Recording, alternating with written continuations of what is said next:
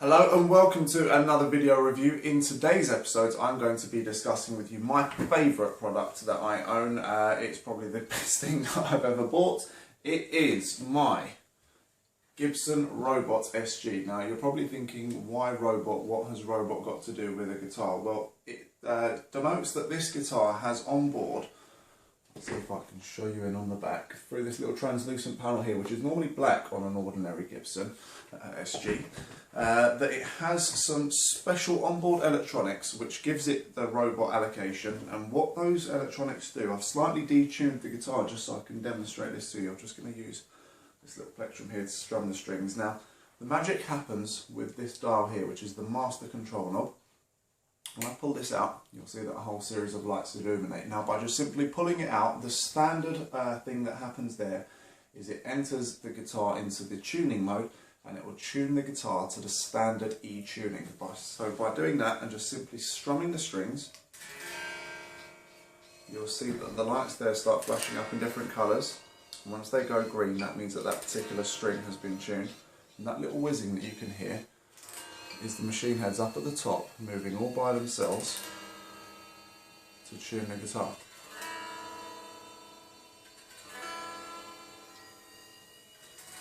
So we've still got the lights flashing away there. Yellow meaning that it's seeking the correct frequency to tune that string to. And I can hear it's getting there. I think I detuned it a little bit too much for the purpose of this demonstration, but again you can see that these machine heads are whirring away.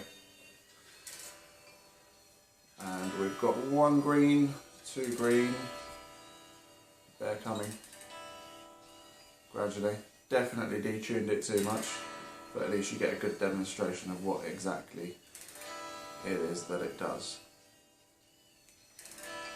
And we're almost there. We've got 3 out of 6 greens, we're up to 4.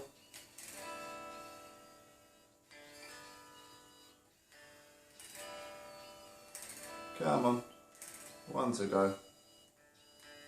And when they all go green, they'll flash blue to say that it's done, and that is it. We now have a perfectly tuned guitar. Easy as that. Now the way it does that is in the saddle here, we've got some piezo crystals underneath the saddles where the strings rest on. So when you hit the string and it senses the vibrations in the string, it feeds that back through. There's a little ribbon cable which is hidden underneath there, which you probably can't see. And that sends the information, or it sends the frequency that the string is vibrating at to the little box of electronics in the back.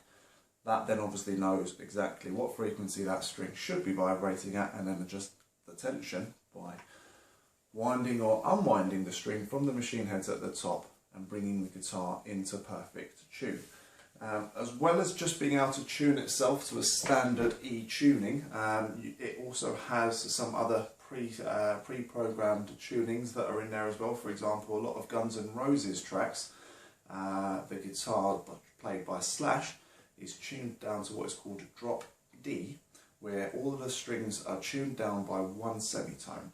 So by simply plucking the knob out, rotating it round to the corresponding selection that you want to make, tap it, strum the strings, and it will automatically select that tuning for you, and it will tune the guitar to that tune for you. Which the great thing with that is, if you're playing like a set live on stage and you've played one particular track by one band and all of a sudden you want to play something by someone else and the guitar is tuned to a different tuning, rather than then having to walk off stage, tune the thing up, come back round or swap guitars, I can simply pull out the master control knob, strum the strings and go straight to the tuning that I want. As well as that, it can help you set up the intonation, which for those of you which are not musical, that means that you would press down the 12th fret, you strum the string, and then you strum it again once you've released the 12th fret.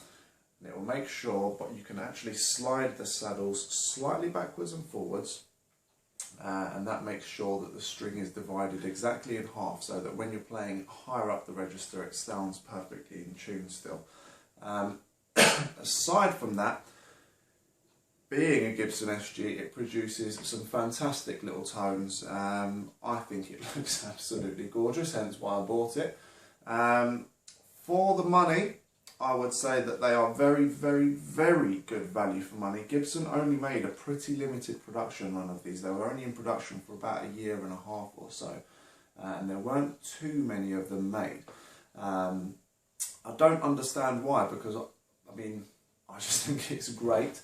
A ordinary SG only costs around about £300–400 less than one of these from new. Like I say, you can't get these new any longer. An ordinary SG is somewhere in the order of about £1,000, £900 to £1,000 these days. I actually managed to get myself an absolute bargain on this one, and only paid about £200 more than that, because the place that I bought it from were doing price matching. Found a European website that was selling it really, really cheap. Exchange rate at the time on the euro was great, so I got it for an absolute song. Would I recommend it? Yes, if you ever are in the market for a Gibson SG and you happen to find one of these robot variants around, grab it with both hands. They also do a robot version of the Les Paul, and I think they did a robot version of the Flying G as well. The only criticisms that I have of this guitar, and there really are not many, and it's not so much a criticism of this particular guitar, but just the SG design in general, because it's basically a Les Paul with another cutout and a thinner body. It retains the sort of the C profile neck of an ordinary Les Paul, making it a little bit nose heavy. So I mean, but what I mean by that is if you were to just sort of balance it on your lap, it does want to sort of dive away that way. So it's the balance of the guitar in terms of the weight distribution isn't ideal, but that's just something that you get with Gibson SGs. There's no avoiding that. And the one and only other criticism that I would make is, being that it was a robot guitar, the standard equipment that came with it was a little bit disappointing in terms of the pickup selector knob was just I've actually swapped this out for a chrome one myself. It was just a sort of a funny yellow coloured bit of plastic. I managed to find a silver replacement on eBay for a couple of quid and just ordered that, which I think has sort of really improved the looks. And the pickups didn't have these chrome covers, which I've bought some original Gibson pickup covers to put on there, so those were just sort of bare pickups before, which I think slightly detracted from the look. And the dot inlays, I think, just look a little bit incomplete. I would have preferred either the square or the trapezoid design that Gibson normally use on their higher end guitars. Other than that, I cannot possibly fault it in any one single way. Definitely gets a 11 out of 10 from me.